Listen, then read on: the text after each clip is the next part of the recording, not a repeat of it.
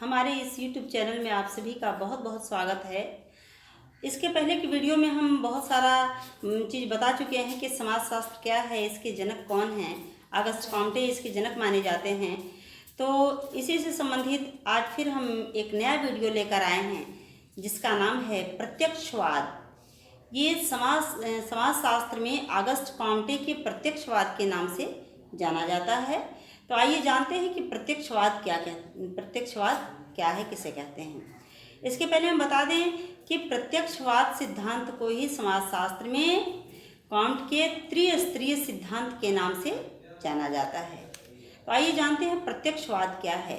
Comte के प्रत्यक्षवाद में वो समाज के विकास के लिए प्रत्यक्ष चीज़ों को ही महत्वपूर्ण माना गया है। और जो चीज़ें इसमें बताया गया है कि जो चीज़ें प्रत्यक्ष रूप में दिखाई देती हैं, जिसे हम छू सकते हैं, जिसे हम महसूस कर सकते हैं, वही चीज़ें मानव के विकास में सहायक है, मानव के विकास के लिए उत्तरदायी है। इसके अलावा और चीज़ नगण्य है। तो आइए जानते हैं कि इन्होंने किस चीज़ के बारे में, प्रत्यक्षवाद के बारे में जो है वो कहाँ पे वर्णन किया है। इनके द्वारा कुछ पुस्तकें लिखी गई हैं, जिनमें से कुछ एक दो पुस्तकें हैं जिनमें इसका वर्णन किया गया है। देखिए, कोर्स ऑफ पॉजिटिव फिलॉसफी तथा the system of positive polity, ये दो पुस्तकें हैं। इसमें इन्होंने प्रत्यक्षवाद की अवधारणा के बारे में बताया है अगस्त कॉम्टे ने।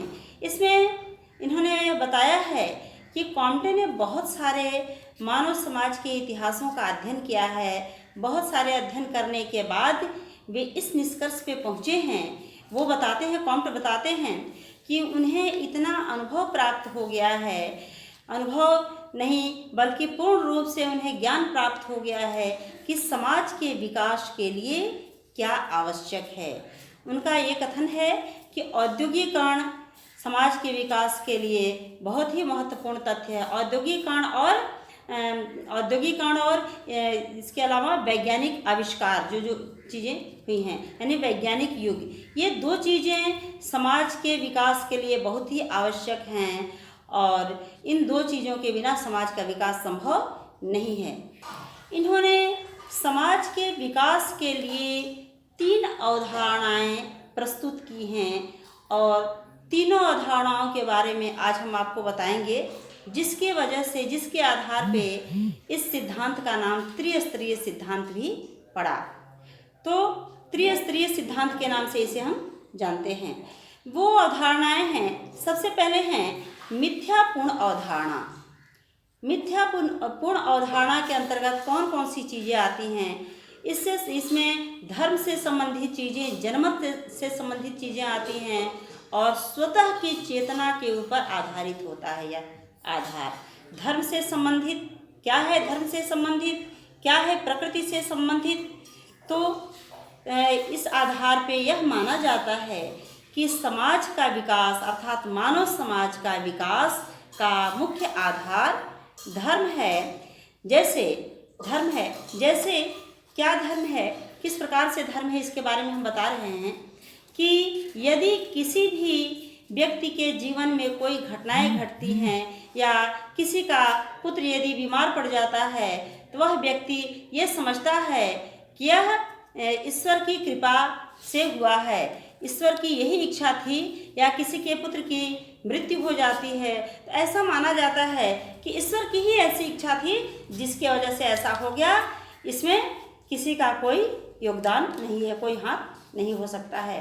तो इसका आधार धार्मिक आधार माना जाता है, प्राकृतिक आधार, मानव के विकास का आधार यह माना जाता है। यह मिथ्यापूर्ण अवधारणा है, इसे मिथ्यापूर्ण अवधारणा के नाम से जानते हैं। दूसरी अवधारणा है अधिभौतिक।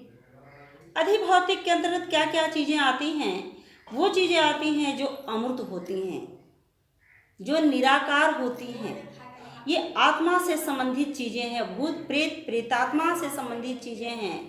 यदि एग्जाम्पल के तौर पे, यदि किसी के साथ कोई दुर्घटना घट जाती है तो ऐसी स्थिति में यह माना जाता है कि यह कोई ऐसी अदृश्य शक्ति है जिसके द्वारा ही ऐसा क्रिया किया जा रहा है, उसकी इच्छा से सब कुछ हुआ। जैसे एक और एग्जाम्पल, जैसे कोई व्यक्ति यदि बहुत पढ़ा लिखा है, यदि उसको जॉब नहीं मिल रहा है तो, या कोई व्यक्ति का लगा हुआ जॉब छूट जाता है, तो ऐसी स्थिति में यह मान लिया जाता है कि यह ईश्वर, यह एक ऐसी शक्ति के द्वारा संचालित किया जा रहा है जो अदृश्य है, जिस पर मानव का नियंत्रण नहीं है। वह आत्मा है, कोई आत्मा है, भूत प्रेत। कभी कभी तो लोग यहाँ तक कहने से नहीं चूकते हैं कि किसी के द्वारा ऐसा किया गया है जिसकी वजह से उस व्यक्ति का नुकसान हो जाए। तो यह एक अदृश्य सत्ता, एक अदृश्य आत्मा में विश्वास रखने वाली अवधारणा है। इसे कहते हैं अधिभौतिक अवधारणा। तीसरी जो अवधारणा है इनकी, वह है वैज्ञानिक अवधारणा।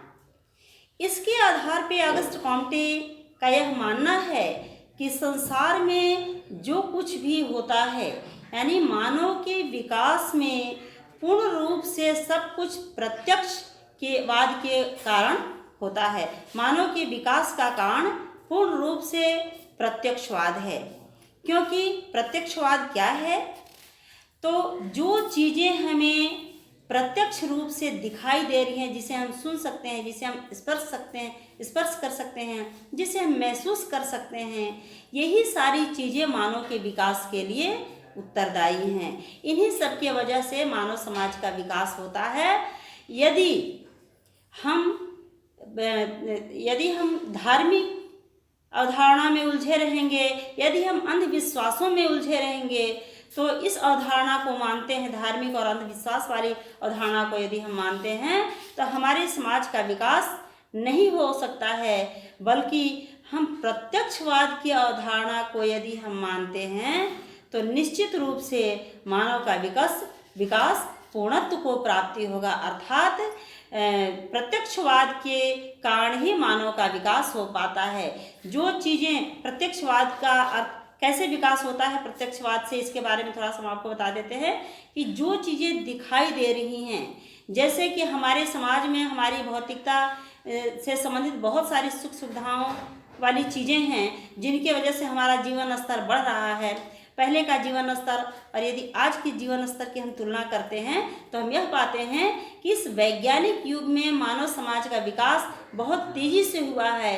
इस आधार पे हम कह सकते हैं, अगस्ट कॉम्टे के द्वारा यह माना गया है कि प्रत्यक्षवाद ही संपूर्ण मानव समाज के विकास का मुख्य कारण है, और वो सबसे प्रमुख कारण मानते हैं मानव के बुद्धि को, क्योंकि उनके विकास का मुख्य कारण है बुद्धि। और बुद्धि के अलावा क्योंकि जिसके पास बुद्धि नहीं होगा उसका विकास नहीं हो पाएगा, क्योंकि बुद्धि के वजह से ही आज इतने सारे वैज्ञानिक आविष्कार हो गए।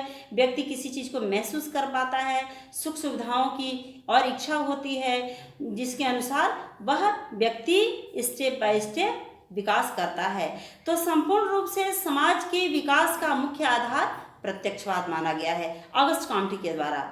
बस आज का वीडियो इतना ही समाप्त। आगे अगले वीडियो में लेकर आऊँगी।